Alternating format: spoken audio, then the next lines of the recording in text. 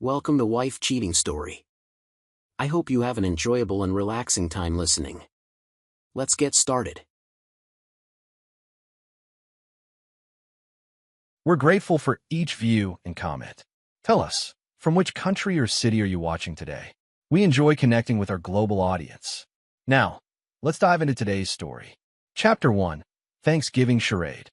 The Hargrove Mansion sprawled across 5 acres of manicured landscape in the Hamptons, a testament to the family's 3 generations of wealth and influence.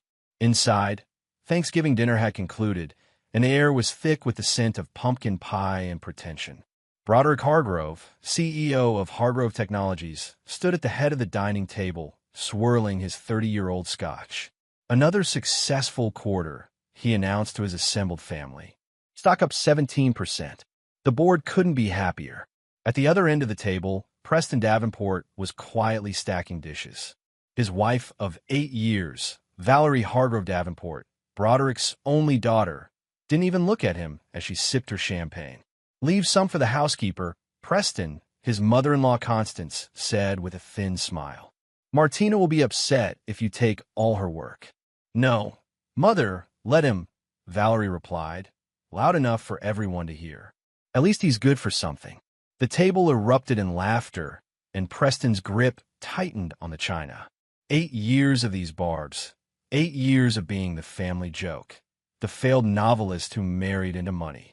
What none of them knew was that Preston Davenport was merely a carefully constructed identity. His phone vibrated in his pocket. Excusing himself to the kitchen, he glanced at the screen. "Sir, your jet is fueled and ready. The acquisition team awaits your final authorization." Preston took a deep breath and typed, "Execute." He returned to the dining room, where Broderick was now reminiscing about his latest business conquest. Poor Sullivan never saw it coming. By the time he realized what was happening, I'd stripped his company for parts. "Preston," Valerie called out, "tell everyone about your latest rejection letter." Before he could respond, his phone rang again. He answered, aware of the annoyed looks from his in-laws. "I apologize, but this requires immediate attention," he said, stepping away from the table. "For God's sake, what could possibly be so urgent in your life?" Broderick laughed. "Another publisher rejecting your manuscript?" Preston ignored him and took the call. His assistant's voice was clear and precise. "It's done, sir. Orbital Technologies is now yours." The board voted unanimously. "Thank you, Abigail. Proceed with Phase 2. When he returned, something had changed in his demeanor. He placed the plates down and, without a word, walked toward the door. "Where do you think you're going?" Valerie called after him. "I've endured enough for one evening," he replied without turning. "Don't be so sensitive," his wife snapped. "It's Thanksgiving. You're embarrassing me." Preston paused at the door. "I believe you've done enough of that for both of us over the years." He left without another word, ignoring Valerie's angry calls. As his car pulled away from the mansion, he removed the plain gold wedding band from his finger and placed it in his pocket. The charade was finally ending. Later that night, as he sat in his private jet crossing the Atlantic, Preston, whose real name was Barrett Caldwell, watched the news break on his tablet. Breaking news: mysterious tech mogul acquires Orbital Technologies in surprise takeover. CEO Broderick Hargrove unavailable for comment as shares tumble. His phone lit up with Valerie's name for the 12th time. He answered on the final ring. "Barrett, what's going on?" "My father is having a meltdown. The news is saying someone called Phoenix Capital just bought Orbital. That's their flagship company." "Is it?" he replied calmly. "Don't play dumb. There's reporters outside our house. They're asking about some billionaire called Barrett Caldwell. They're saying he owns Phoenix Capital." Barrett allowed himself a small smile. "How interesting." "Barrett, whatever joke this is, it isn't funny. My father—" "Your father," he interrupted, "should have been more careful about who he invited to his table." "What are you talking about?" 8 years, Valerie. 8 years, I played the part of the disappointing son-in-law, the failed writer, the joke." The silence on the other end was deafening. "Barrett, please tell me this isn't what I think it is." "It's exactly what you think it is, and it's only the beginning." He ended the call and turned off his phone. Phase 1 was complete, and the Hargroves had no idea what was coming next. Chapter 2. The Man Behind the Mask. 3 days after the Thanksgiving incident, Barrett Caldwell sat in his Tokyo penthouse office, watching the financial news with quiet satisfaction. The reporter's voice was animated with excitement. Hargrove Technologies stock continues its free fall following the loss of their flagship division. Inside sources report emergency board meetings as investors demand answers. Barrett turned to the floor-to-ceiling windows, taking in the sprawling cityscape. Tokyo was just one of a dozen cities where he maintained residences, all unknown to the woman who called herself his wife. His executive assistant, Naomi Takahashi, entered with a tablet in hand. Unlike Barrett's fabricated identity as struggling writer Preston Davenport, Naomi knew exactly who he was. Founder and CEO of Phoenix Innovations, with a personal net worth of $17.2 billion. The transfer of Orbital's assets is complete, she reported. And as you predicted, Broderick Hargrove has called an emergency press conference for this afternoon. Perfect timing, Barrett replied. And Valerie? She's tried contacting all your known aliases. She's also hired a private investigator. Barrett smiled. Whoever she hired won't find anything I don't want them to find. Naomi hesitated. Sir, there's something else. Your sister called. Barrett's expression hardened. Talia knows not to contact me directly. She says it's important. Something about Valerie reaching out to her. Barrett considered this development. His younger sister Talia was the only family he had left, and she was the sole person who knew both sides of his life, Preston Davenport and Barrett Caldwell. Arrange a secure call. Hours later, as Barrett prepared for a video conference with his global executive team, the wall-mounted screen in his office displayed his sister's face. Talia Caldwell had the same striking blue eyes as her brother, but where his expression was calculated, hers was open and concerned. 8 years, Barrett, she began without preamble. 8 years of this ridiculous double life, and now you're finally making your move. You knew this day would come, he replied calmly. Valerie called me in tears. She thinks you've had some kind of mental breakdown. Barrett's laugh was hollow. Of course she does. The idea that her loser husband could be anything more than what she believed is inconceivable to her. She wants to know if I've heard from you. What am I supposed to tell her? Nothing. This doesn't concern you, Talia. His sister's expression hardened. You made it concern me when you spent nearly a decade living a lie. Do you have any idea what it's been like watching you debase yourself in front of those people? Pretending I barely know my own brother at their social functions? It was necessary. Was it, or did you just want to make Broderick Hargrove suffer the way Dad did? Barrett's jaw tightened. The mention of their father always struck a nerve. Nicholas Caldwell had been a brilliant engineer whose revolutionary quantum processing design was stolen by a young, ambitious Broderick Hargrove in the late 1990s. The theft had destroyed their father, leading to a spiral of depression that ended with his suicide when Barrett was just 19 and Talia 14. This isn't just about Dad, Barrett insisted. Then what is it about? Revenge? Is that why you married Valerie? Was she just collateral damage in your vendetta against her father? Barrett didn't answer immediately. The truth was complicated.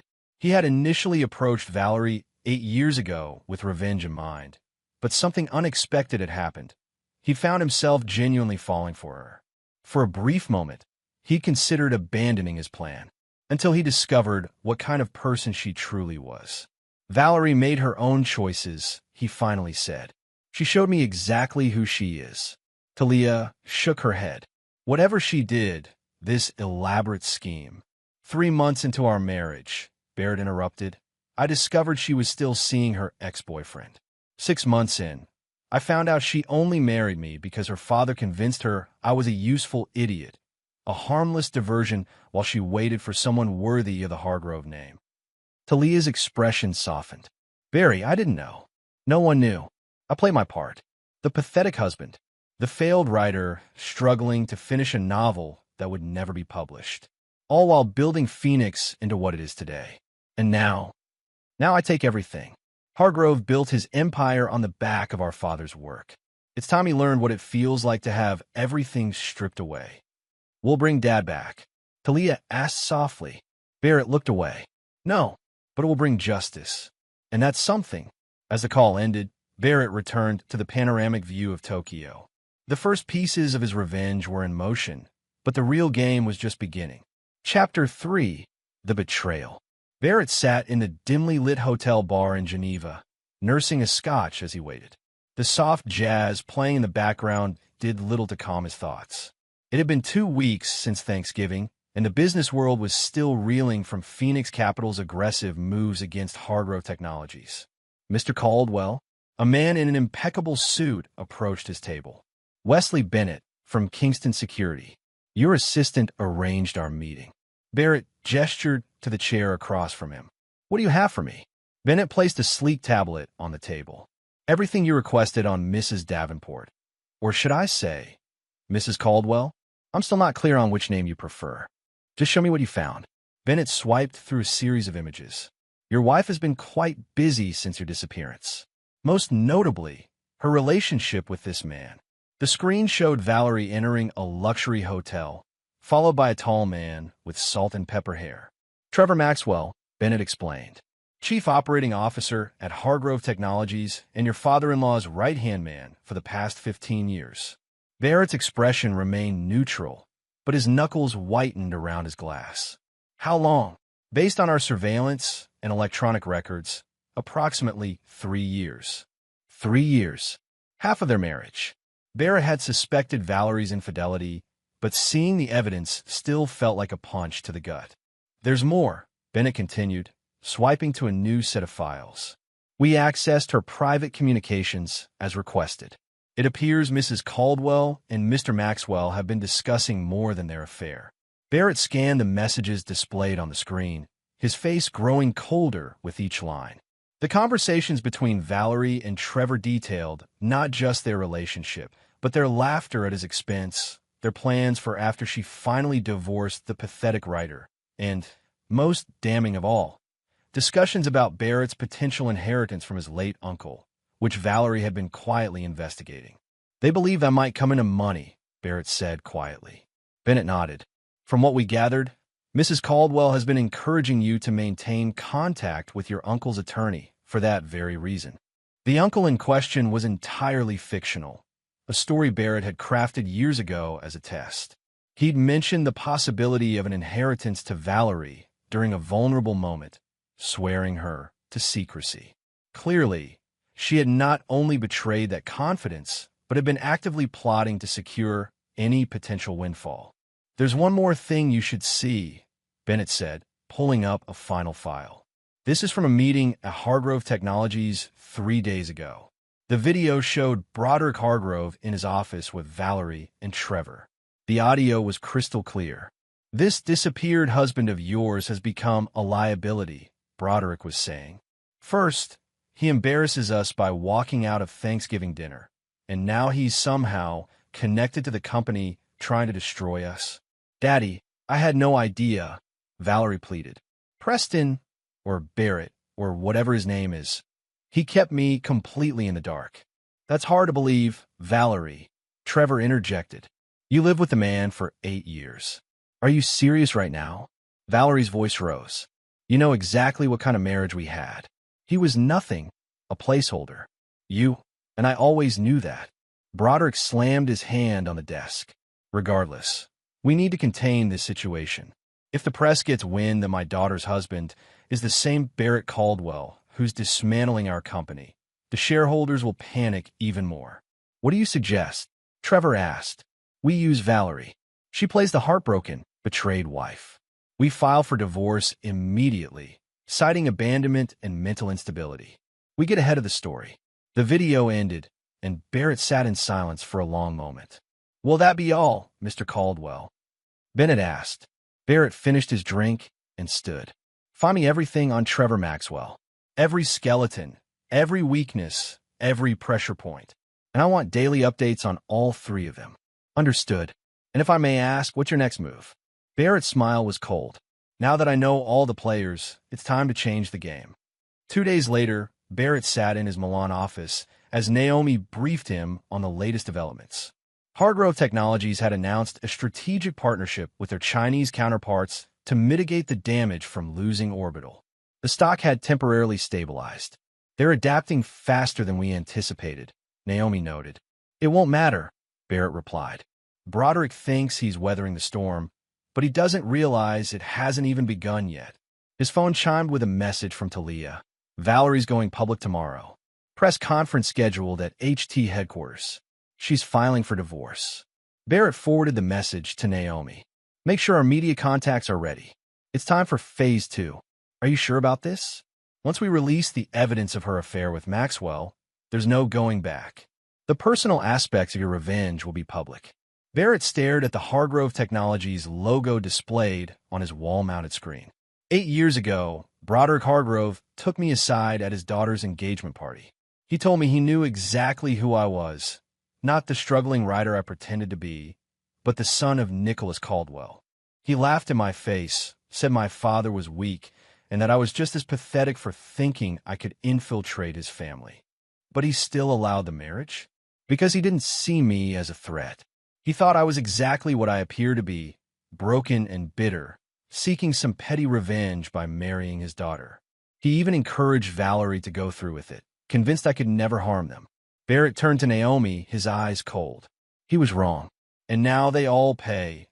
Broderick for destroying my father, Valerie for her betrayal, and Trevor for thinking he could take what's mine. As Naomi left, Barrett opened his safe and removed an old photograph of his father standing proudly in his lap. Next to it was a faded newspaper clipping announcing Hargrove's breakthrough in quantum processing. It won't be long now, Dad, he whispered to the photo. Everything they built on your work is about to crumble, and I'll be there to watch it fall. Chapter 4, Opening Moves. The press conference was a masterclass in manufactured sympathy. Valerie Hargrove Davenport stood beside her father outside Hargrove Technologies headquarters, her eyes skillfully reddened, her voice breaking at precisely the right moments. I'm devastated to learn that my husband, the man I loved and supported for 8 years, has been living a double life, she told the assembled reporters. Not only did Preston, or Barrett, as he apparently prefers, abandon our marriage without warning, but he's now using his resources to attack my family's company. Barrett watched the performance from his London penthouse, unmoved by her crocodile tears. Beside him sat Lauren Sullivan, former CEO of Sullivan Quantum Systems, another victim of Broderick Hargrove's ruthless business tactics years earlier. She's good, Sullivan remarked. If I didn't know better, I'd actually believe she was the wronged party. Hargrove's daughter through and through, Barrett replied. Appearances are everything to them. On screen, Broderick stepped forward to support his distraught daughter. We filed for divorce on Valerie's behalf, citing abandonment and extreme emotional distress. As for Mr. Caldwell's attacks on Hargrove Technologies, we view them as the vindictive actions of a disturbed individual with a personal vendetta. A reporter shouted from the crowd. Is it true Barrett Caldwell is the son of Nicholas Caldwell, whose work on quantum processing formed the foundation of Hargrove's early success? Broderick's face tightened almost imperceptibly.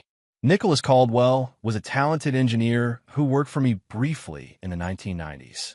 Any implication that his contributions were more significant than that is simply false. Now, if you'll excuse us, my daughter has been through enough today. As they retreated from the podium, Barrett turned to Sullivan. And now we respond. Within minutes, major financial news outlets received an anonymous data dump. Emails, text messages, hotel receipts, and photographs documenting Valerie's 3-year affair with Trevor Maxwell. Simultaneously, a statement from Phoenix Innovations announced Barrett Caldwell as its founder and CEO, confirming his identity as Valerie's husband, but offering no further comment on personal matters. Barrett's phone rang almost immediately. It was Talia. Was that necessary? She demanded without preamble.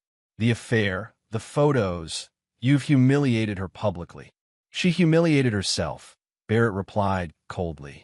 I simply provided the evidence. This isn't like you, Barry. You don't know what I've become, Talia. 8 years playing a role changes a man. His sister's voice softened. I understand you're hurt. This isn't about hurt feelings, Barrett cut her off. This is business. The personal elements are simply leverage. After ending the call, Barrett turned to Sullivan. Are you ready for the next phase? Sullivan nodded grimly.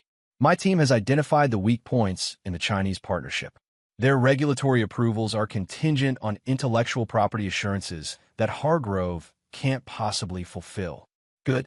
Push that angle with the regulatory bodies. I want that partnership collapsing within the week. As Sullivan left to execute the plan, Barrett received a notification that Valerie was calling, this time on his real phone number, which she'd never had access to before. How did you get this number? He answered. Your sister, Valerie replied, her voice raw.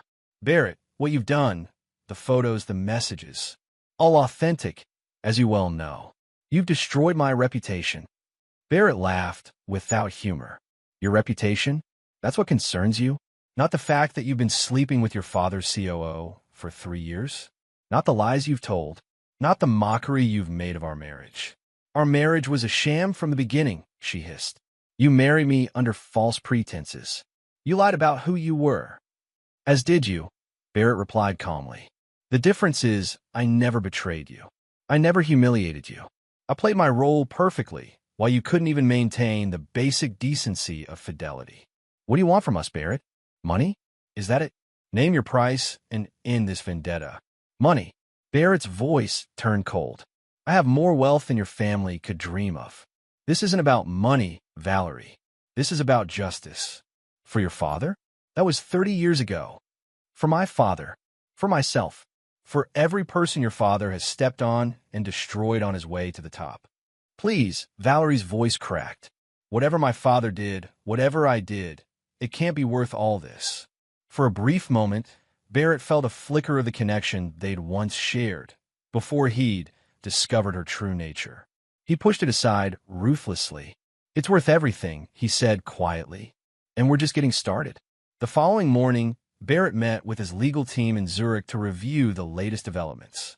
The Chinese partnership was already showing signs of strain, with regulatory questions being raised in Beijing. Broderick will be desperate for a lifeline, Barrett told his chief counsel, Simone Rossi. That's when we offer one, through a series of shell companies unconnected to Phoenix. And the terms? Rossi asked, superficially generous. Deep ownership transfers disguised as minor concessions. By the time he realizes what he's signed, it will be too late. As the meeting concluded, Barrett received a message from an unexpected source. Trevor Maxwell wanted to meet. Interesting, Barrett murmured. Set it up, he told his assistant. Neutral location. Full security protocols. 3 days later, Barrett sat in a private dining room of a Geneva restaurant, waiting. When Trevor Maxwell entered, he looked significantly less polished than in his press appearances. Dark circles under his eyes, his designer suit slightly rumpled. Mr. Caldwell, Trevor began, extending his hand. Barrett ignored the gesture. You have 10 minutes. Trevor sat down, visibly uncomfortable. I want to offer a truce. A truce implies we're at war. This isn't war, Mr. Maxwell. This is extermination. Trevor paled. Look, I understand you're angry about Valerie and me. You understand nothing, Barrett interrupted. My wife's infidelity is merely a symptom of a greater disease. You, Valerie, Broderick, you're all cut from the same cloth.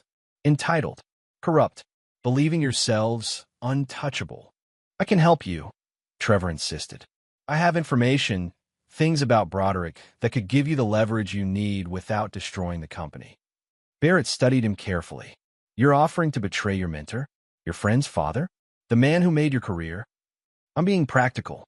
Hargrove Technologies employs thousands of people. Your vendetta threatens all of them. How noble of you to suddenly care about the employees, Barrett remarked sarcastically. Tell me, did you think about those people when you and Broderick were driving Sullivan to suicide? Or when you stripped Newton Medical of its patents, leaving their research team jobless? Trevor shifted uncomfortably. Business is business. Precisely. And this is business. My business. Barrett stood. Your 10 minutes are up. Wait. Trevor reached into his jacket and pulled out a flash drive. At least look at what I have. For the sake of the innocent people caught in the crossfire. Barrett took the drive, pocketing it without comment. A word of advice, Mr. Maxwell. Start updating your resume. You're going to need it. As Barrett left the restaurant, he called Naomi. Have the security team analyze Maxwell's drive. I want to know if there's anything useful on it. And step up surveillance on him. He's getting desperate, which makes him dangerous. Understood. And sir, there's been a development with your sister. Valerie reached out to her again, asking for help in arranging a meeting with you. Barrett frowned. Talia knows better than to facilitate that. She said to tell you that she thinks you should hear what Valerie has to say. Something about ending this before it destroys you too. Barrett ended the call without responding.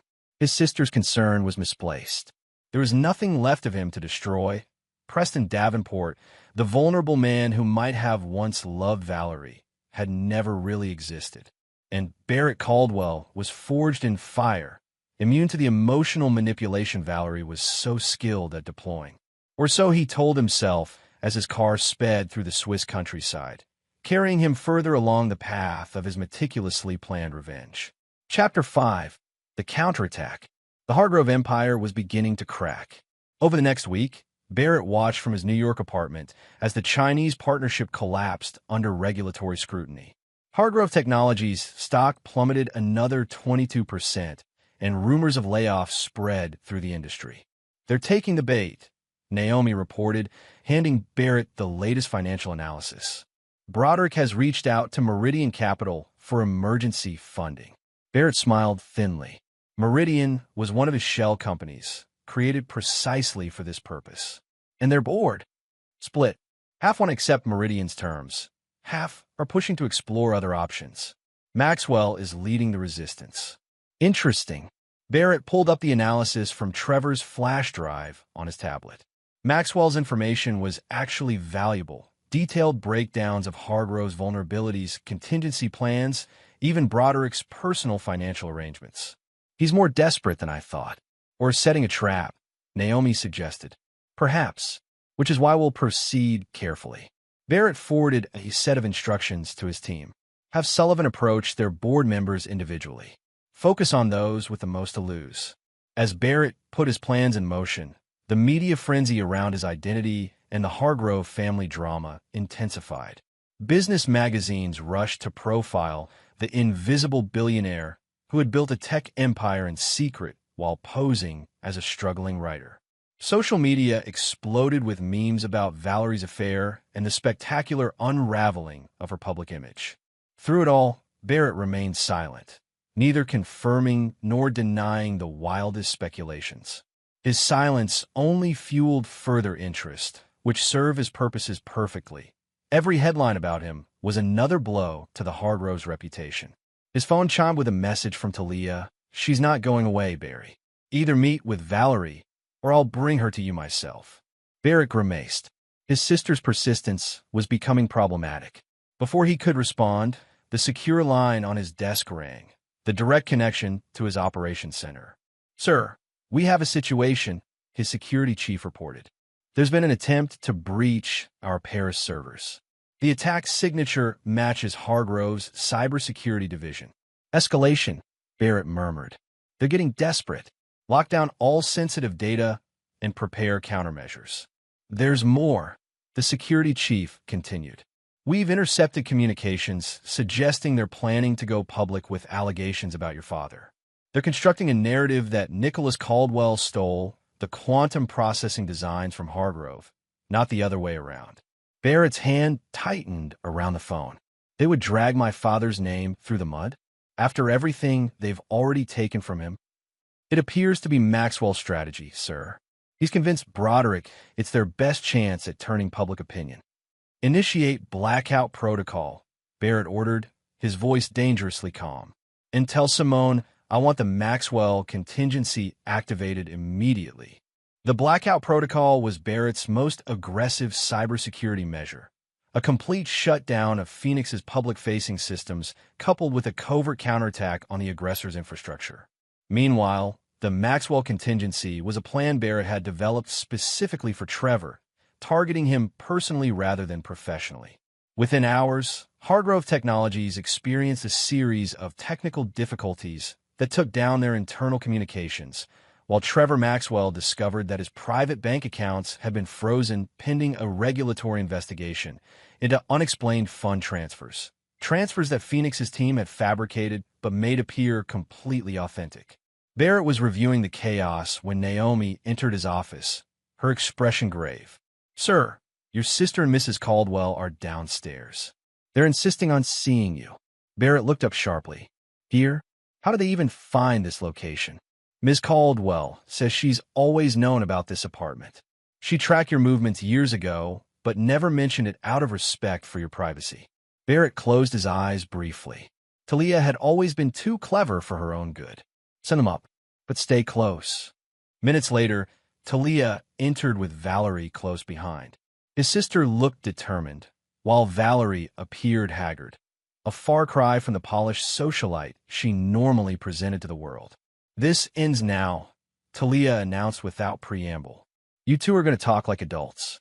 Barrett remained seated behind his desk. "There's nothing to discuss."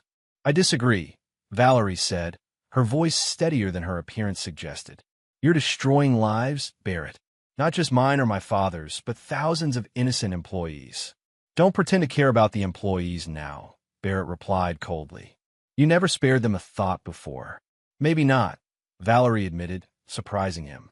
"But I'm thinking about them now, and about what this vendetta is doing to you." "To me?" Barrett laughed. "I'm executing a business strategy. Clinical. Efficient. You're tearing apart your own life in the process," Talia interjected. "This obsession is consuming you." Barrett turned to his sister. "You don't understand what they did." "To Dad?" "I understand perfectly," Talia countered. "I lost him too, remember? But this," she gestured around his sterile office, "this isn't justice. It's poison." Valerie stepped forward. "I didn't know about your father when we met. I didn't know who you really were. But I did care for you, Barrett, the real you that sometimes slipped through your present facade." "Convenient rewriting of history," Barrett replied. "Your affair with Trevor tells a different story." "I won't defend that," Valerie said quietly. "It was wrong. But it happened after years of living with a man who seemed to care more about his unfinished novel than about me. A man who flinched when I touched him, who disappeared for days claiming to be researching. I thought you didn't love me. I thought I was trapped in a loveless marriage." "Because it was," Barrett snapped. "It was a business arrangement from the beginning. Nothing more." "Then why did you stay for 8 years?" Talia asked. "Your plan could have been executed much sooner." The question hit Barrett like a physical blow. Why had he stayed? The original plan had been to gain access to Hargrove Technologies through the marriage, gather the evidence he needed about his father's stolen work, then execute his revenge within 2 or 3 years at most. But something had changed. Those early years with Valerie, before he discovered her true nature, had been real, at least for him. "It doesn't matter now," Barrett said finally. "Too many lines have been crossed. Too much damage done." "Then what do you want?" Valerie asked. "Complete destruction? Will that bring you peace?" "Peace was never the objective," Barrett replied. "Justice was. Is. At what cost?" Talia pressed. "Look at yourself, Barry. When was the last time you felt anything but anger? When was the last time you created something instead of destroying it?" Barrett stood abruptly. "This meeting is over. Naomi will show you out." As they turned to leave, Valerie paused. "They're going after your father's reputation tomorrow. Trevor convinced the board it's their only option. I thought you should know." After they left, Barrett stood at his window, looking out over the city lights. His phone buzzed with updates from his team. Hargrove was indeed preparing a press offensive scheduled for the morning. They had constructed an elaborate narrative painting Nicholas Caldwell as a troubled, unstable engineer who had attempted to steal Broderick's work before being dismissed. It was the final insult.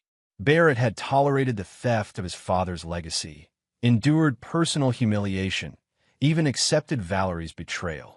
But he would not allow them to desecrate his father's memory. "Naomi," he called his decision made. "Activate Phoenix Protocol. All targets. No restrictions." Naomi's eyes widened. "Sir, Phoenix Protocol is our nuclear option. There's no coming back from that." "I'm aware." Barrett's voice was ice. "They've made their choice. Now they'll face the consequences." As Naomi left to execute his orders, Barrett opened his safe and removed a small wooden box containing his father's old pocket watch. Nicholas Caldwell had carried it every day until his death. You were right about one thing, Dad, he murmured, running his thumb over the worn surface. There are some battles that can't be won with kindness. The Phoenix Protocol was Barrett's most devastating contingency plan, a simultaneous, multi-pronged attack on every aspect of the Hargrove empire, from business to personal. By morning, there would be nothing left but ashes. And from those ashes, Barrett would complete his revenge. Chapter 6, Point of No Return. At 4:37 a.m. Eastern Time, the Phoenix Protocol unleashed digital hell on the Hargrove empire. Barrett watched from his command center, a secure room in his Manhattan penthouse filled with monitors displaying real-time data from around the world. Phase 1 complete, his chief technology officer reported. All Hargrove Technologies systems successfully infiltrated. We have control of their internal communications, financial records, and research databases. Barrett nodded, his face illuminated by the blue glow of the screens. Begin Phase 2. Release the documents to all major financial publications. Within minutes, journalists across the globe received explosive evidence of what Barrett had spent 8 years collecting. Proof that Broderick Hargrove had stolen Nicholas Caldwell's quantum processing designs, fabricated evidence to discredit him, and systematically erased his contributions from the historical record. But that was just the beginning. The Phoenix Protocol didn't merely aim to expose the truth. It was designed to methodically dismantle everything Broderick Hargrove had built, piece by piece. Trading opens in 3 hours, Barrett told his team. I want every investor, partner, and board member to see these documents before the bell. As dawn broke over New York, Barrett's phone rang. It was Trevor Maxwell. You've gone too far, Caldwell. Trevor's voice was ragged with panic. The SEC is at my door.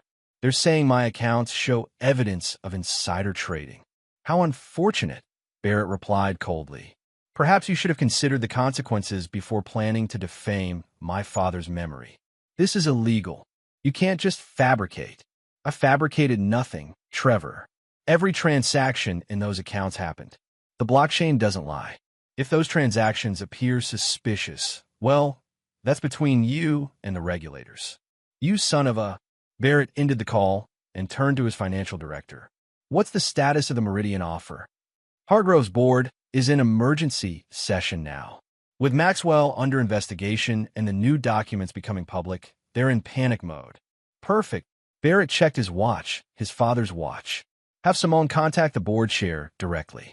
Inform him that Meridian Capital is prepared to increase their offer in light of recent events, but only if they act within the hour. The trap was set. Meridian Capital, Barrett's shell company, would offer a lifeline to the drowning Hargrove Technologies board. They would accept out of desperation, not realizing that the terms effectively transferred controlling interest of the company to Barrett through a complex web of subsidiaries. By noon, the news had broken. Hargrove Technologies had accepted Meridian Capital's offer for a controlling stake. The stock stabilized briefly on the announcement before analysts began questioning who exactly controlled Meridian. Barrett's phone rang again, Valerie this time. My father had a heart attack, she said without preamble, her voice shaking. He's in the ICU. The doctors say the stress. They don't know if he'll recover. Barrett felt a momentary flicker of something. Not quite remorse, but perhaps the echo of the man he might have been in another life. I'm sorry to hear that, he said finally, surprised to find he meant it. Are you? Valerie's voice hardened. Isn't this exactly what you wanted? My father destroyed. Our company in shambles. Trevor facing criminal charges. Justice isn't about what I want, Valerie. It's about what's right. And who appointed you the arbiter of justice? She demanded. You talk about my father stealing your father's work, but at least no one died in that dispute. Can you say the same about your revenge? The words hit Barrett with unexpected force. He had never intended for Broderick to die. Humbled, yes. Ruined, certainly, but not dead. The doctors are doing everything they can, Valerie continued, her voice breaking. But if he doesn't make it, that blood is on your hands, Barrett. After she hung up, Barrett stood motionless in his command center, surrounded by evidence of his triumph. Everything was proceeding according to plan. Hargrove Technologies was effectively his. Trevor Maxwell was facing federal charges. The truth about his father's invention was finally public. So why did victory taste so hollow? His phone chimed with a message from Talia. "It's time to stop, Barry. Dad wouldn't have wanted this."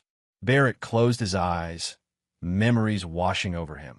His father's kind smile, his patient explanations of complex engineering principles, his unwavering belief that knowledge should be used to build, not destroy. "Sir," Naomi interrupted his thoughts. "The transfer of ownership is complete. Hargrove Technologies is now under your control through the Meridian subsidiaries. What are your orders?" Barrett stared at the Hargrove Technologies logo displayed on the central monitor. He had dreamed of this moment for over a decade. The moment when he would dismantle the company piece by piece, selling off its assets and erasing Broderick Hargrove's legacy, just as Broderick had tried to erase his father's. "Sir," Naomi prompted again. Barrett made his decision. "Maintain current operations. No further actions until I give the order." "You're pausing the protocol?" Naomi asked, surprised. "For now." Barrett grabbed his coat. "I need to see something for myself." Hours later, Barrett stood in the corridor outside the cardiac intensive care unit, where Broderick Hargrove lay fighting for his life. He hadn't gone inside. He had no right to be there, but something had compelled him to come. "Barrett." He turned to see Valerie approaching, her eyes red-rimmed, her normally perfect appearance disheveled. "What are you doing here?" she asked, confusion and anger battling in her expression. "I needed to see," Barrett replied simply. "See what?" "Your handiwork." Her voice was bitter. "No, to see if I felt anything." Barrett met her gaze directly. 8 years of planning this revenge. I needed to know if completing it would fill the void my father's death left behind. "And does it?" Barrett was silent for a long moment. "No," he finally admitted. "It doesn't bring him back. It doesn't undo the past." "Then what was it all for?" Valerie asked, genuine bewilderment in her voice. Before Barrett could answer, the hospital corridor was suddenly filled with activity. Doctors rushing into Broderick's room, alarms blaring. Valerie's face drained of color. "No," she whispered, pushing past him toward the room. Barrett stepped back, watching through the glass as medical staff fought to save Broderick Hargrove's life. In that moment, watching Valerie's anguish as she might lose her father, something shifted in Barrett's perspective. His phone vibrated. A message from his financial director, board awaiting instructions on company division. "How do you want to proceed with dismantling?" Barrett stared at the message for a long moment, then at Valerie through the glass, then back at his phone. With deliberate movements, he typed, "Stand down. Maintain operations. Further instructions tomorrow." As he pocketed his phone, Barrett made a decision. Perhaps there was a path forward that honored his father's memory without causing more destruction. Perhaps. His thoughts were interrupted as Trevor Maxwell appeared at the end of the corridor, flanked by 2 FBI agents. Their eyes met, and Barrett understood immediately. Maxwell had made a deal. In exchange for leniency in his own case, he had provided evidence implicating Barrett in financial manipulation. As the agents approached, Barrett felt a strange sense of calm. The game had changed. His revenge had succeeded, but at a cost he hadn't fully anticipated. Now he would have to face the consequences of his actions. "Barrett Caldwell?" one of the agents asked. "Yes," Barrett replied. "We have some questions regarding your involvement with Meridian Capital and certain trading activities related to Hargrove Technologies." Barrett nodded. "I'll cooperate fully," he said, casting one last glance at Valerie through the glass. Her father had stabilized, the emergency apparently over for now. As the agents escorted him from the hospital, Barrett's phone chimed with another message from Talia. "Whatever happens next, remember who you really are. Not Preston, not the revenge-driven Barrett. The brother I know is still in there somewhere." Barrett wasn't so sure about that. But as the FBI vehicle pulled away from the hospital, he felt the weight of his 8-year charade finally lifting. Whatever came next, legal battles, public scrutiny, possible criminal charges, at least he would face it as himself. No more masks, no more pretending. The revenge that had defined his existence for so long was complete. Now, he had to decide what would take its place. Chapter 7. The Price of Revenge. The federal detention center was a far cry from Barrett's luxurious penthouses and private jets, but he adapted with the same calculated precision he brought to everything in his life. 3 days after his arrest, he sat across from his criminal defense attorney, Martin Reeves, in a stark consultation room. "The charges are serious," Reeves explained, spreading documents across the table. "Securities fraud, wire fraud, identity fraud, corporate espionage. The prosecution is painting you as a man consumed by vengeance who manipulated markets and deployed illegal tactics to destroy Hargrove Technologies." Barrett remained impassive. "And your assessment? Some charges will stick, others won't. The SEC evidence is circumstantial. The identity fraud regarding your Preston Davenport persona is more problematic. But the most damaging aspect is Maxwell's testimony." Reeves leaned forward. "He claims you explicitly threatened to destroy Hargrove Technologies as revenge for your father. Is telling the truth a crime now?" Barrett asked coolly. Reeves sighed. "Intent matters in these cases. Pursuing legitimate business strategies is legal. Orchestrating a vendetta that manipulates markets is not." "I see." Barrett considered this. "What about Hargrove Technologies itself? What's happening with the company?" "That's the interesting part," Reeves said. "Despite the chaos, the Meridian acquisition is being upheld by the courts pending investigation. Technically, you still control the company through your shell corporations, although a court-appointed trustee is managing operations while your assets are frozen." Barrett nodded, processing this information. His revenge had succeeded in giving him control of Broderick's company, but at the cost of his freedom. A Pyrrhic victory. "There's something else," Reeves added. "Broderick Hargrove's condition has stabilized. He's awake and has already given a statement to prosecutors denying any wrongdoing regarding your father's work." "Of course he has," Barrett said bitterly. 30 years of lies won't stop now." On the contrary, a new voice interrupted. Barrett turned to see Talia entering the consultation room, followed by a gray-haired man he didn't recognize. "I've been granted access as family," Talia explained, "and I've brought someone you need to meet." The older man stepped forward, extending his hand. "Dr. Alan Westfield. I worked with your father at Hargrove Technologies in the 90s. Barrett stared at him in shock. "You knew my father?" "I was his closest colleague," Westfield confirmed. "And I've spent the past week providing testimony to federal investigators about exactly what happened to Nicholas Caldwell's quantum processing designs." Over the next hour, Westfield revealed a story far more complex than Barrett had imagined. Nicholas Caldwell had indeed developed the revolutionary quantum processing architecture that became Hargrove's breakthrough product, but the truth about its appropriation wasn't as simple as Barrett had believed. "Broderick didn't directly steal your father's work," Westfield explained. "His deputy, Lawrence Craven, did. Craven copied your father's files and presented them to Broderick as his own work. And Broderick just believed him?" Barrett asked skeptically. "Initially, but when your father raised concerns, Broderick ordered an internal investigation. That's when things took a dark turn. Craven planted evidence suggesting your father was the one attempting to steal corporate secrets. And Broderick believed that too?" Westfield hesitated. "Broderick chose to believe it. The technology was too valuable, the potential too great. He convinced himself your father was unstable, desperate to claim credit for work that wasn't his."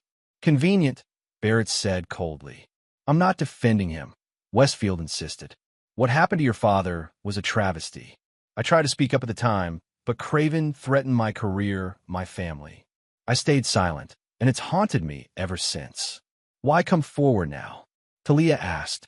"Because I've been following Barrett's campaign against Hargrove Technologies. When I realized who was behind it, I knew it was finally time to tell the truth." Barrett leaned back, absorbing this new information. His entire revenge had been predicated on Broderick being the primary villain, directly responsible for his father's downfall. The reality was more nuanced. Broderick had been complicit, even culpable, but not the mastermind Barrett had imagined. "This testimony could change everything," Reeves interjected. "If Dr. Westfield can prove Broderick knew or should have known the truth about your father's work, it strengthens your case considerably." "It's not just my testimony," Westfield added. I've preserved documents from that period, original design notes, emails, meeting minutes. Enough to establish your father's rightful claim to the technology. For the first time since his arrest, Barrett felt a spark of hope, not for his freedom, but for his father's legacy. The truth might finally come to light. The recognition so long denied might finally be granted. There's one more thing you should know, Talia said quietly. Valerie has been trying to see you. She's been denied access because she's not family, but she's persistent. Barrett frowned. What could she possibly want? To talk. She says there are things you don't know. About her, about your marriage. Our marriage was a lie, Barrett said flatly. 8 years of deception. On both sides. Talia reminded him gently. Maybe it's time to hear her out. Before Barrett could respond, a guard entered to inform them their time was up. As Talia and Westfield prepared to leave, Barrett made a decision. Tell Valerie I'll see her, he told his sister. And Reeves, arrange a meeting with the prosecutors.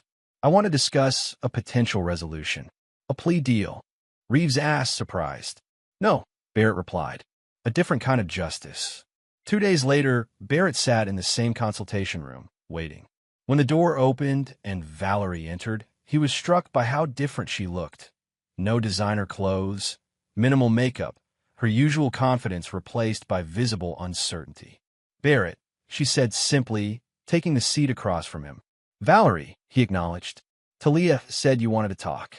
Valerie nodded, gathering her thoughts. My father had another heart attack yesterday. A minor one, but the doctors say his heart is significantly damaged. I'm sorry to hear that, Barrett said, and meant it. Are you? Valerie studied him. The man I lived with for 8 years. Preston would have been. But Barrett Caldwell? The man who orchestrated all this? I don't know him at all. You never knew me, Barrett replied. That was the point. Did not? Valerie challenged. The books you read, the music you loved, the way you'd stay up all night working on your supposed novel, but were actually building your empire. Those things were real, weren't they? Barrett remained silent, uncomfortable with her insight. Your cover story needed consistency, she continued. But somewhere along the way, parts of the real you slipped through. The man who rescued that stray dog during the thunderstorm.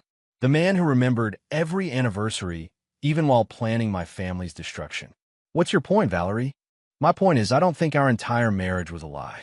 I think somewhere in those 8 years, there were moments of truth between us. Before, she trailed off. Before you started sleeping with Trevor, Barrett finished bluntly. Valerie flinched but didn't look away.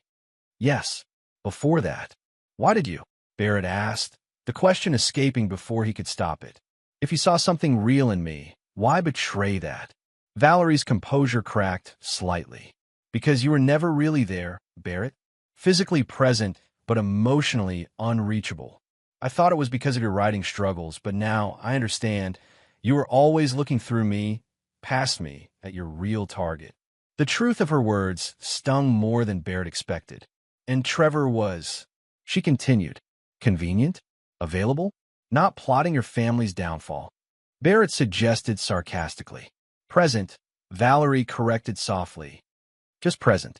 It wasn't about love. It was about not feeling invisible in my own marriage. The irony wasn't lost on Barrett. He, the invisible billionaire, had made his wife feel invisible. Perhaps they'd both been wearing masks all along. I didn't come here to justify what I did, Valerie said after a moment. I came because of what Dr. Westfield revealed about my father and yours. Barrett straightened. You've spoken to Westfield? He came to see my father in the hospital. They talked for hours. Then my father asked to see me. Valerie took a deep breath. Barrett, my father is prepared to publicly acknowledge your father's contribution to the quantum processing architecture. He wants to make amends before it's too late. Barrett stared at her in disbelief. After 30 years of denial, after destroying Nicholas Caldwell's reputation and driving him to suicide, Broderick Hargrove was finally willing to admit the truth. Why now? Barrett demanded. Because he's facing his own mortality? Because he's lost his company? Because the evidence is about to become public anyway. All of those things probably Valerie admitted, but also because he's had time to reflect on the kind of legacy he wants to leave. The kind of example he set. She met Barrett's gaze directly. People can change, Barrett. Even my father. Even you. What exactly is he offering? A public statement acknowledging your father as the primary inventor of the quantum processing architecture, renaming the Hargrove Quantum Division as the Caldwell Institute for Quantum Innovation, and a personal apology to your family for the way your father was treated. It was more than Barrett had ever expected. The recognition his father deserved, the restoration of his legacy. But it came at the end of a bitter, destructive journey that had left all of them scarred. And what does he want in return? Barrett asked, suspicious. Nothing specific, though I think he hopes it might influence how you proceed with the company you now control. Barrett considered this carefully. I need to think about it. Of course. Valerie stood to leave, then hesitated. For what it's worth, Barrett, I am sorry. Not just for the affair, but for not seeing who you really were, both the man behind the mask and the pain that drove you. After she left, Barrett remained in the consultation room, his mind racing. The landscape had shifted dramatically. His revenge had succeeded beyond his expectations, giving him control of Hargrove Technologies. But the personal cost had been immense. His freedom, his identity, perhaps even pieces of his humanity.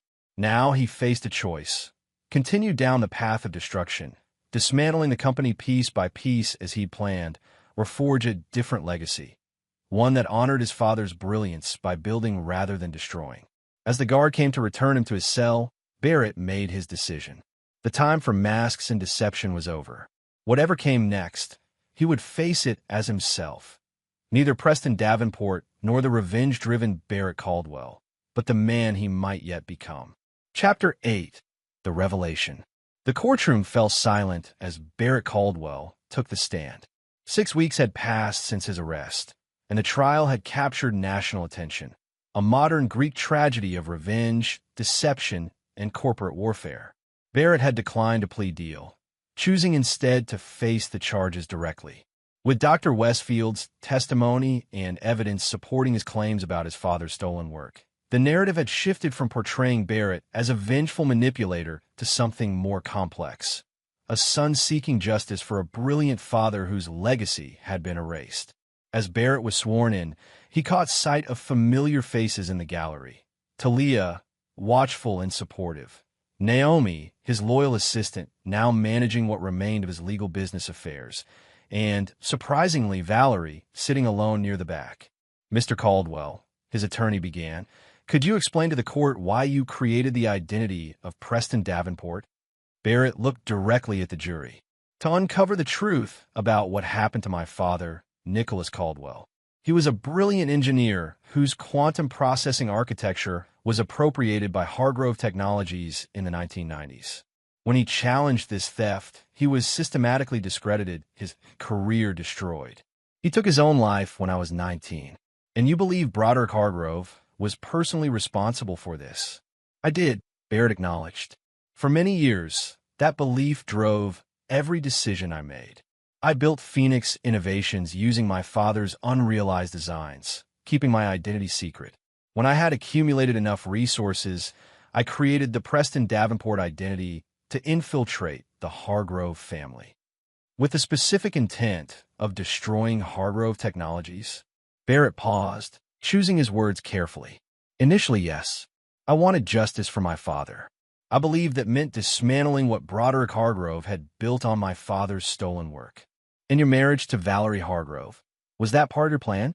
Barrett glanced at Valerie briefly before answering. It began that way. I approached her with calculated intent. But over time, he hesitated. The lines blurred. Preston Davenport was a construct, but living as him for 8 years affected me in ways I hadn't anticipated.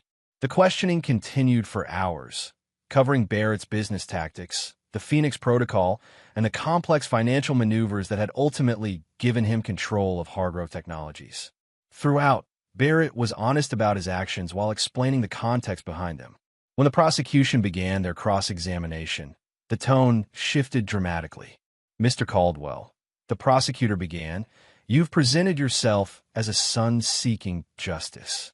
But isn't it true that your actions went far beyond exposing the truth about your father's work? I pursued multiple avenues to achieve justice, Barrett replied evenly, including deliberately marrying a woman under false pretenses, including orchestrating the financial ruin of numerous individuals associated with Hargrove Technologies, including actions that contributed to Broderick Hargrove's heart attacks. Barrett didn't flinch. I take responsibility for my actions. All of them, even those that nearly killed a man. I never intended physical harm to come to Broderick Hargrove or anyone else. My objective was to reveal the truth and reclaim my father's legacy. The prosecutor approached with a document. Yet in this email to your executive team, you specifically stated, Hargrove will know what it feels like to lose everything, just as my father did. He looked up at Barrett. Does that sound like someone interested merely in truth and justice? Or does it sound like revenge? Barrett was silent for a moment. It was both, he finally admitted. I wanted justice, but I also wanted revenge. I won't deny that. No further questions, the prosecutor said, returning to his table.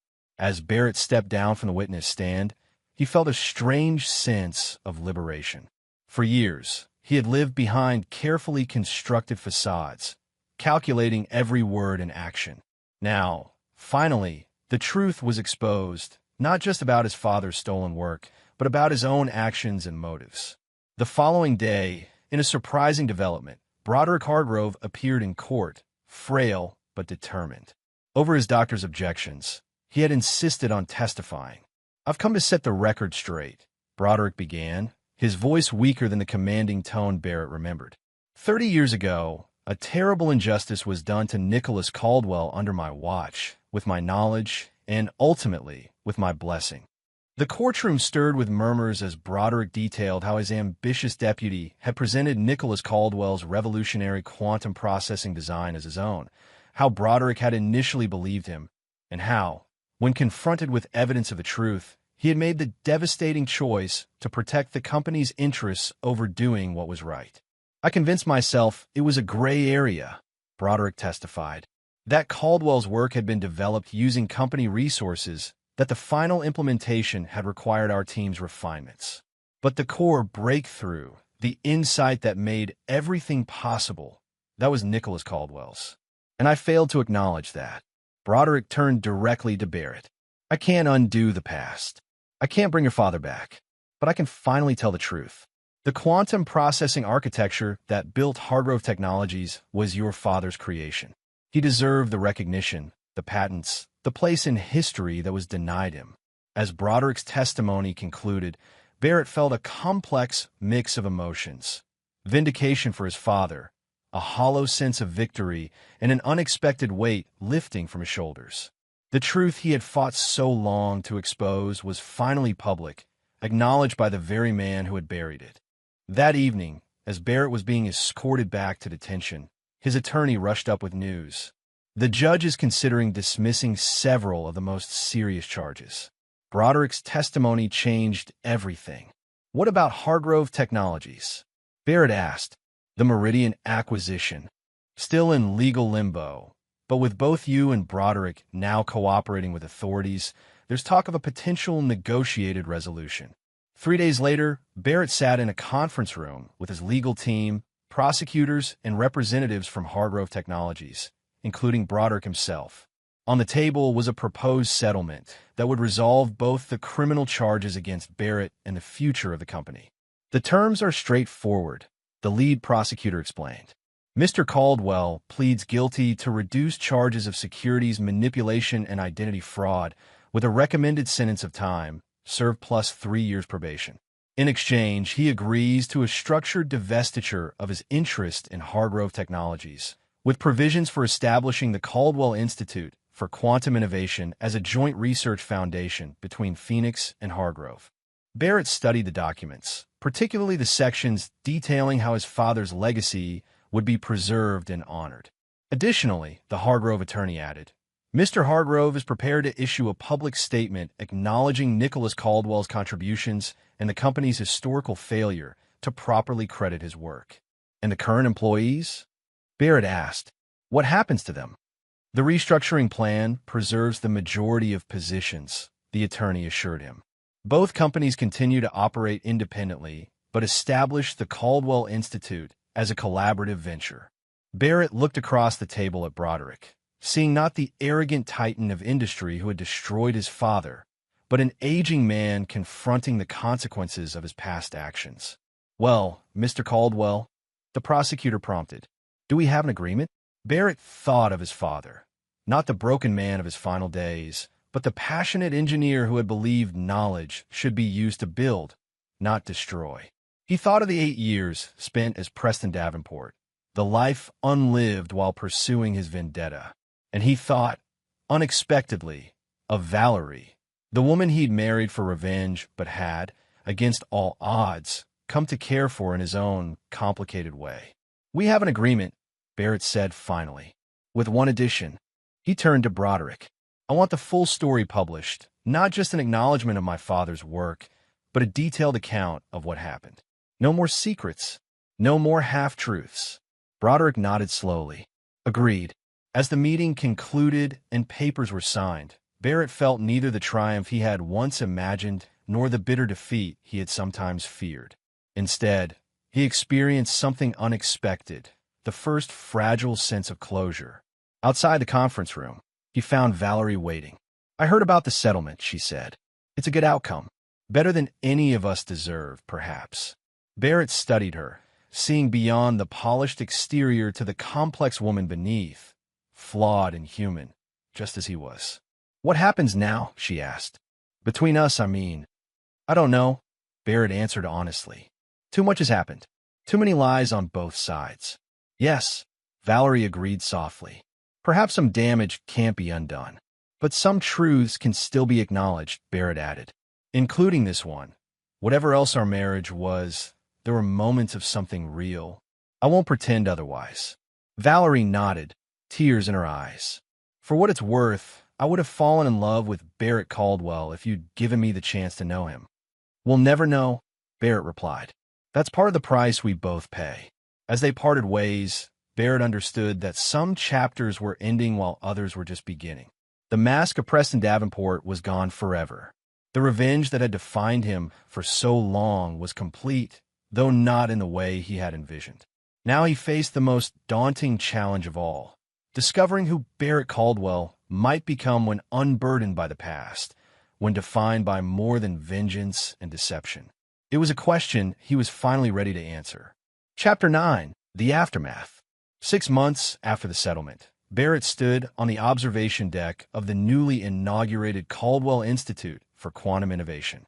The glass and steel structure rose from the Phoenix Innovations campus in Seattle, its architecture a striking blend of forward-thinking design and subtle homage to the past. Inside, dozens of the world's leading quantum physicists and engineers were already at work, advancing the technological frontier that Nicholas Caldwell had helped pioneer 3 decades earlier. On the main wall of the atrium hung a large portrait of Barrett's father, alongside a comprehensive display detailing his contributions to quantum processing architecture and the true history of how his work had transformed the industry. "Impressive, isn't it?" Talia said, joining Barrett at the railing. "Dad would have loved this place." Barrett nodded, taking in the bustling research floors below. "It's a better memorial than revenge ever could have been." In the months since the trial, Barrett had undergone a profound transformation. The settlement had allowed him to avoid prison time beyond what he'd already served, though his reputation remained complex. Part villain, part vindicated son, part brilliant businessman who had built 2 separate technology empires. Phoenix Innovations continued to thrive under his leadership, while Hargrove Technologies had stabilized under new management following Broderick's retirement. The Caldwell Institute, jointly funded by both companies, stood as a bridge between them, a testament to how tragedy could ultimately yield something constructive. "Have you seen today's Wall Street Journal?" Talia asked, handing him a folded newspaper. The headline read, "Caldwell's Quantum Leap: How the Tech Industry's Most Notorious Revenge Plot Gave Rise to Its Most Promising Innovation Center." Barrett skimmed the article, which offered a surprisingly balanced account of his story, acknowledging both the extremity of his methods and the legitimacy of his grievances. The piece ended with quotes from several Institute researchers, all expressing excitement about working in an environment where Nicholas Caldwell's groundbreaking approaches were being honored and expanded upon. Public opinion seems to be shifting in your favor, Talia observed. I'm not sure I deserve that, Barrett replied. The means don't justify the ends, regardless of how things turned out. No, Talia agreed, but recognizing that shows how far you've come. Their conversation was interrupted by Barrett's assistant, who approached with an apologetic expression. I'm sorry to disturb you, sir, but there's a situation requiring your attention. The Palmer Group is attempting a hostile takeover of Sullivan Medical Technologies. Lawrence Sullivan, the former CEO who had partnered with Barrett during his campaign against Hargrove, had recently revived his family's company with Barrett's backing. Now it seemed they faced a threat from the notoriously aggressive Palmer Group. What's our exposure? Barrett asked. Minimal financially, but Sullivan personally reached out. He's asking for your guidance, not your resources. Barrett considered this. 6 months ago, he might have seen the situation as an opportunity to deploy the same ruthless tactics he'd used against Hargrove. Now, he found himself hesitating. Tell Sullivan I'll call him this afternoon, Barrett decided, and prepare a defensive strategy that protects their research division above all else. That's what matters most. As his assistant departed, Talia gave him an approving look. Building rather than destroying. It suits you. I'm trying, Barrett acknowledged. They continued their tour of the facility, stopping occasionally to speak with researchers eager to share their projects with the Institute's founder. In these interactions, Barrett found an unexpected satisfaction, the genuine respect of brilliant minds appreciating not his wealth or power, but his understanding of their work and his father's legacy within it. Later that afternoon, as Barrett prepared to leave, his security chief approached with an update he'd been expecting but dreading. Mrs. Caldwell's divorce filing has been processed, sir. The papers require your signature. Though the settlement included their separation, finalizing the divorce had been delayed by legal complications surrounding Barrett's temporary incarceration and the complex untangling of which assets belonged to Preston Davenport versus Barrett Caldwell.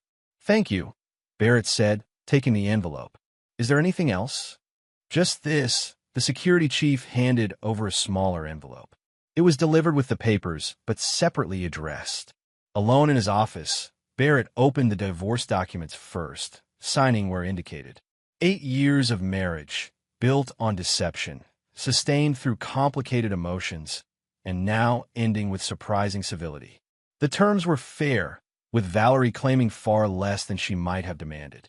The second envelope contained a single folded note in Valerie's handwriting. Barrett, as we formally end what began under such false pretenses, I find myself thinking about truth. The truth about your father that you fought so hard to reveal. The truth about my father that I'm still learning to accept. And the truth about us, that somewhere beneath the lies and betrayals, there might have been something worth salvaging if we'd both been different people. I won't pretend I didn't hurt you, or that you didn't hurt me. We both know better. But I've come to believe that understanding why someone causes pain matters almost as much as the pain itself. I'm returning to London next month to restart my life away from all this. Perhaps someday we'll encounter each other as the people we're becoming rather than the people we were. Until then, I wish you peace, something I suspect neither of us has known for a very long time. Valerie. Barrett read the note twice before carefully folding it and placing it in his desk drawer. There was a time when he might have dismissed her words as manipulation, another Hargrove attempt to rewrite history. Now, he recognized the same complicated truth she did, that their relationship had been neither entirely false nor entirely real, but something uniquely complex, forged in unusual circumstances. His phone chimed with a notification that Broderick Hargrove had been admitted to the hospital again. Despite their history, Barrett had maintained a distant but respectful connection with his former father-in-law as Broderick's health declined. The older man's public acknowledgement of Nicholas Caldwell's contributions had not erased the past, but it had allowed for a fragile reconciliation. Barrett decided he would send flowers but not visit. Some boundaries were better maintained, some distances more appropriate than forced closeness. Broderick was Valerie's concern now, not his. As evening fell, Barrett found himself drawn to the Institute's memorial wall, where visitors could learn the full story of Nicholas Caldwell's innovations and the long journey to recognize them. He stood before his father's photograph, seeing in it not just the brilliant engineer, but the kind man who had taught him that knowledge should elevate humanity, not serve personal vendettas. "I think I understand now, Dad," Barrett said quietly to the empty hallway. "It wasn't about making them pay. It was about making your work matter." A security guard passed by, nodding respectfully before continuing his rounds, leaving Barrett alone with his thoughts. The revenge that had consumed him for so long had ultimately given way to something more meaningful. Not forgiveness, exactly, but a recognition that moving forward required more strength than looking backward. He would never forget what Broderick Hargrove had done, never fully absolve Valerie's betrayal, never completely separate Trevor Maxwell's actions from their consequences. But he could choose what defined his future, and that future would not be built on retribution. 2 weeks later, Barrett received word that Broderick Hargrove had passed away peacefully in his sleep. The news arrived as Barrett was reviewing plans for the Institute's next phase of expansion. The official statement from Hargrove Technologies acknowledged Broderick's complicated legacy, including his late-in-life admissions regarding Nicholas Caldwell's work. The financial press noted the irony that the company Broderick had built now partially funded an institute named for the man whose work he had once appropriated. Barrett attended the funeral, standing at a respectful distance as Valerie received condolences. Their eyes met briefly across the cemetery, an unspoken acknowledgement passing between them. Not forgiveness. Neither was capable of that yet, but understanding. They had both been changed by what had happened. As Barrett prepared to leave, Trevor Maxwell approached him, the first time they had encountered each other since the trial. Trevor had avoided prison through his cooperation with authorities, but had lost his position and reputation in the process. "Caldwell," Trevor said stiffly, "I didn't expect to see you here." "I came to pay my respects," Barrett replied neutrally. "To the company he built, if not the man himself." Trevor studied him. "You won, you know. Everything you wanted. The company, your father's recognition, your revenge against all of us." Barrett shook his head. "If that's what you think this was about, you still don't understand. Then explain it to me," Trevor challenged. "What was it all for if not revenge?" Barrett considered the question carefully. "It began as revenge," he admitted, "but it ended as something else, a reckoning. Not just for Broderick or Hargrove Technologies, but for me, for who I became while pursuing vengeance." "And who is that exactly?" Trevor asked skeptically. Barrett looked across the cemetery to where Valerie stood beside her father's casket. "Someone who finally understands that the most important legacy isn't what you take from others, but what you build yourself." He left Trevor without another word, walking back to his waiting car. The driver had instructions to take him directly to the airport. The Palmer Group's attempted takeover of Sullivan Medical had escalated, and Barrett was needed in Boston to help formulate a defense. This time, however, his strategy would be different. Not destruction, but protection. Not vengeance, but value. The lessons of the past 6 months had changed his approach fundamentally. As the car pulled away from the cemetery, Barrett received a message from Talia.